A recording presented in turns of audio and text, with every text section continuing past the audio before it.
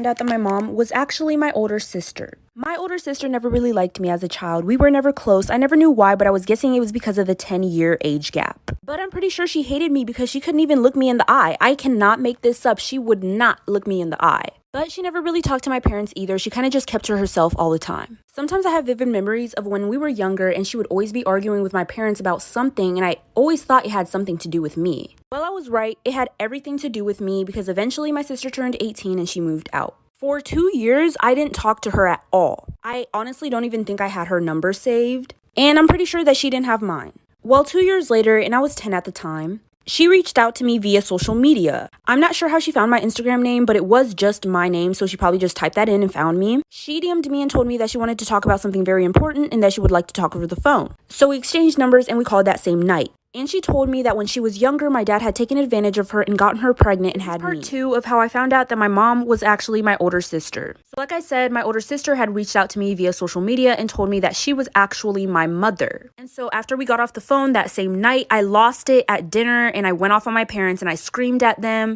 And I told them that I would go to the police and tell them everything, and I would tell them the truth unless they just let me live with my older sister. And they tried to explain themselves, and their reasoning was that they wanted to keep the family together because of their traditional values, and it would have just made their lives a lot harder going through all the court proceedings, so they just kept the family together. And so they clearly didn't want me to go into the police, so they said that I could go live with my older sister. So she came to get me, but she lived in a different state, so it kind of took a while. I still had to stay in the house for like a week or so before she came, but I packed all my stuff and I was ready to go. And when we went back to where she lived, we immediately called the police and told them everything. Fast forward a little bit, they did some DNA testing. My sister's DNA matched as my biological mother's, and then my dad was my biological father, and they saw how the ages just didn't match properly, so they took my father to jail. Story time. I babysat a lot of kids in my neighborhood, and there was this one night that I was babysitting a 2-year-old.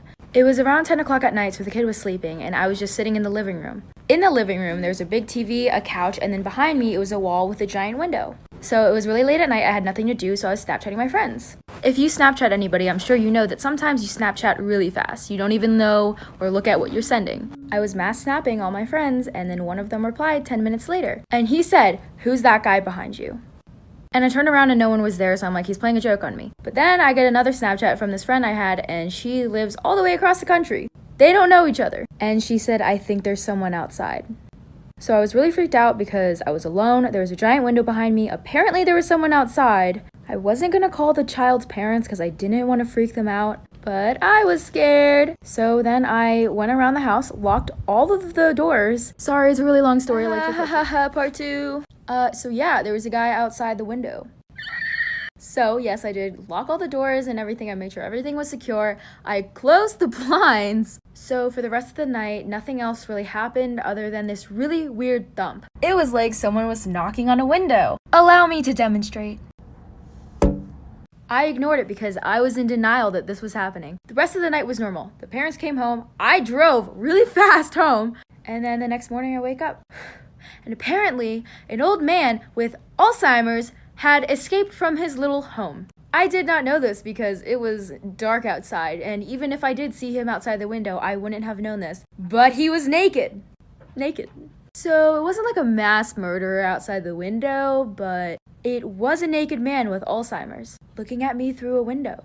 It's not every teenage girl's dream, but it's really weird just knowing that a naked old man was staring at me. Story of the time a police officer pulled me over just to flirt with me. So when I first got my license, I would always go to Wawa in the middle of the night. Usually I would pick up my friend and we would go together. But this night she was busy and I was hungry, so I just went by myself. So I pull up to Wawa, and right after I got there, I see a police officer pull up. I didn't think anything of it. So I went inside, ordered my food, and while I was waiting in line to pay, I see the police officer walk in. He was probably in his late 20s, early 30s, really tall and muscular, and had blonde hair and blue eyes. Just an overall attractive guy. Right when he walked in, we made eye contact. At the time, I was 17, so I wasn't thinking like, ooh, arrest me, officer. I'm just kidding. But whatever, I pay for my food, go to my car. Then the cop comes out a few minutes after me, and he looks at me while I'm getting in my car. And I was really hungry and not trying to wait to eat, so I watched YouTube on my phone and ate my food in my car. So I finished eating and started heading home. Mind you, there was nothing wrong with my car. I didn't have tints, all my lights were working, and all of a sudden I see cop lights behind my car. So I pull over, and it's lo and behold the cop from Wawa. Like for part 2. Story of the time a cop pulled me over just to flirt with me. Part 2. So he stared at me at Wawa, waited for me to leave, and when I left, he pulled me over. Like I said, there was nothing wrong with my car. Also, I was 17 and he was probably in his late 20s. And yeah, he was attractive, but I was 17 and not interested in a 20-something-year-old. So he walks over to my car, but he didn't come up to my window, he came up to my passenger seat window, probably because the shoulder was really small and the cars were coming by fast on my side. But anyway, for the juicy part. So right off the bat, he was mad flirty. Like, you know how the way that somebody looks at you says a million words? Well, his eyes were saying 1,000,001. But anyway, he was like, "Do you know why I pulled you over?" And I said, "No, because I didn't." And he was like, "What's a pretty little girl doing out so late without her boyfriend?" First of all, little girl. Is that him implying that he knows I was a minor? Nah, I'm just kidding, but honestly, in the moment, I really didn't know why he pulled me over, so I just flirted back until he left. Story time about how I caught my dad doing the dirty with my best friend. Disclaimer, this is not my story time. It was sent to me on Instagram. My mom and dad have been married for 30 years. My dad started modeling when he was really young, and he still does it to this day. Every single time that I would bring a friend over to my house, they would always talk about how cute my dad is. It never annoyed me at all because I was so proud of my dad, but it really bothered my mom. So out of respect for my mom, I would just tell my friends not to say anything. My mom is definitely the jealous type. My best friend and I have known each other for about 3 years. She was the new girl at school and we became friends, and ever since then we've been inseparable. She always comes over to my house, we have sleepovers, and my family really likes her. My mom even takes her shopping with us and buys her tons of stuff. She always comes with us to get manicures and pedicures and facials as well. A few years ago, my mom told me that my dad was unfaithful to her and it really upset me. Basically, my mom couldn't trust him at all. And ever since then, I've kept an eye on him as well. One day I came home early from work. I see my best friend sitting on the couch with my dad. She was kissing his neck. When they saw me, they got my best friend kissing my dad on the neck. And when they both saw me, they jumped off the couch right away. Disclaimer, this is not my story time. It was sent to me on Instagram. My best friend said, "Oh, you're finally home." And my dad literally just walked toward the kitchen like nothing had happened. My best friend walks toward me to give me a hug, but I stop her straight in her tracks. I asked her why she was kissing my dad's neck. She laughs and said, "Of course I wasn't." And then I said, "I just saw it." And she said that she was just thanking him for all the stuff my mom and dad do for her. Right, I was not buying it. My dad didn't even look me in the eyes after that. I decided not to question her any further, but I was really angry with my best friend. After that, I was totally convinced that there was something going on between them. So I decided to set a trap.